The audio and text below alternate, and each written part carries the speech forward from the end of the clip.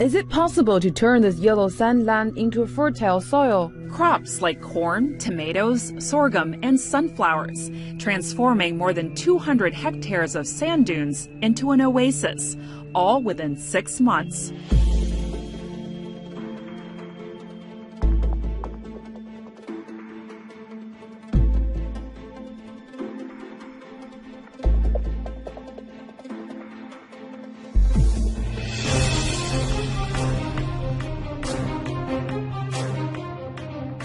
Little, if any, rain and scorching temperatures, not exactly ideal conditions to support vegetation.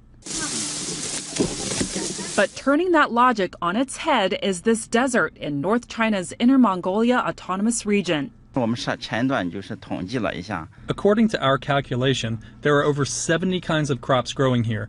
Many are not planted by us, but they just grow themselves. Crops like corn, tomatoes, sorghum, and sunflowers, transforming more than 200 hectares of sand dunes into an oasis, all within 6 months. It's all thanks to new technology developed by researchers at Chongqing Jiatong University. They developed a paste made of a substance found naturally in plant cell walls.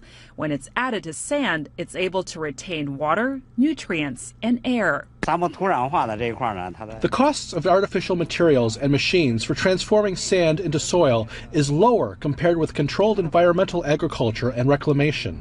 The research team has big future plans. This fall, it hopes to transform an additional 200 hectares of desert and possibly more than 13,000 in the next few years. The method could be promising for China. In 3 years, the country hopes to reforest 50% of degraded desert land that can be treated. By 2030, the United Nations is aiming to reach zero growth of desert farmland around the world. So China's breakthrough experiment in converting sand to soil is promising for making land seemingly hostile to life fertile ground.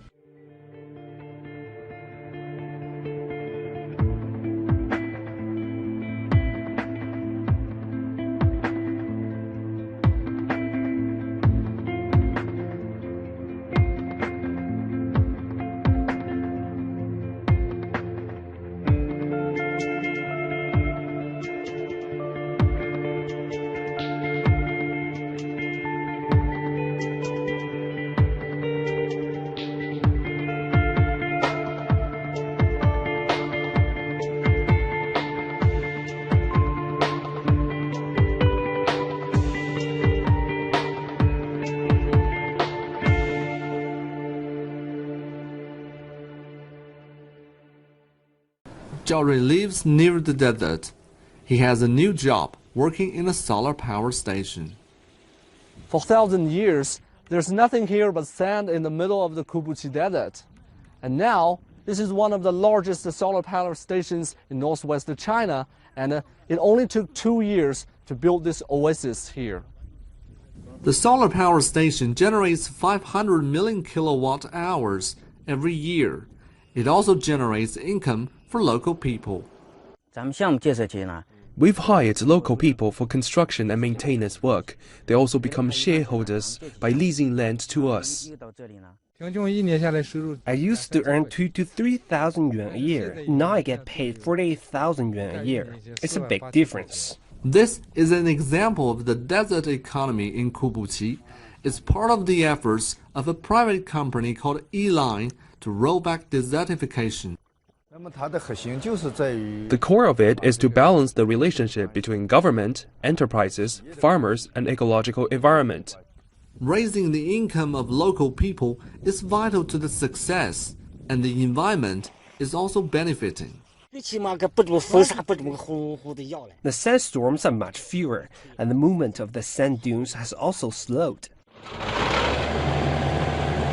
Various ways are being developed to improve efficiency and reduce cost, like reserving 40 days of water for a tree and planting licorice that sells for around 10 yuan per kilogram in the market.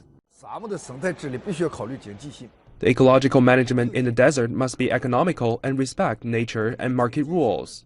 The desert economy model in KUBUQI has turned 6,000 square kilometers of desert green, created 500 billion yuan in value, and helped 100,000 farmers out of poverty. We believe this is a model that can be replicated, that can have multiplier effect, and it can be replicated everywhere in the world where we have the right kind of building blocks, what are here. Desertification affects over a fifth of China's territory and a third of its people. After years of efforts in legislation, policy, finance, mechanism, and technology innovation, China has become one of the few countries in the world that has reduced the areas under threat. Is it possible to turn this yellow sand land into a fertile soil? We plant a family of flowering plants having pods as fruits and root modules that can extract nitrogen from the air, so the sand land can gradually become fertile soil. Dong has been working for KUBUQI Desert Technology Institution since she graduated from Beijing Forestry University. The research center is founded by Alien Resources, a private enterprise specializing in sustainable land management. They discovered growing licorice used in Chinese herb medicine in difficult terrain is not only good for business, but also for the environment. Licorice grows rhizobia, so it has nitrogen fixation. After the land has been planted with licorice, it can quickly change to soil and is then fertile for agriculture. Apart from growing the right species, uninterrupted sunlight provides much potential for capturing large quantities of solar energy. Exploiting this resource would help China meet both its energy requirements and its commitments to saving the environment. We make a flat-out effort to develop the industry of forestry in the desert. Desert industry serves both commercial and environmental needs. As a result of the improvements in the environment, natural lakes peppered round encourage locals to return and new migrants to arrive.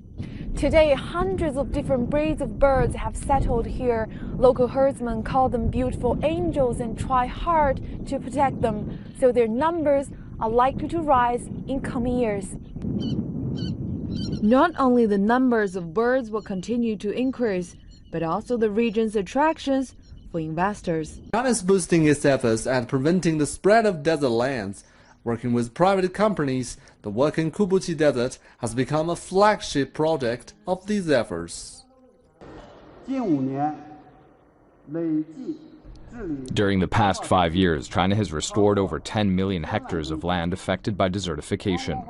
The desert area used to increase by 10,000 square kilometers every year. Now it shrinks by 2,400 square kilometers annually.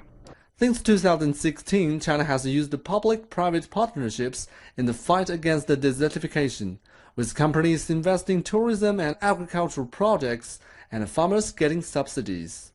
Decades ago, this was a desolate desert. Now it's a garden, a tourism attraction in the middle of the desert. Not only it turns the land green, but it also generates income for local people so that such projects could be sustainable and expanded to more areas. China is also working with the United Nations, and efforts to control desertification has extended across the nation's border. I think in United Nations we believe this is a model that can be replicated, that can have multiplier effect, and it can be replicated everywhere in the world where we have the right kind of building blocks, what are here. Yet it is too early to declare victory. China has one of the world's largest desert areas. 1/4 of the nation's territory is affected by desertification. 95% of that is along the Belt and Road economic zone that the country strives to revive.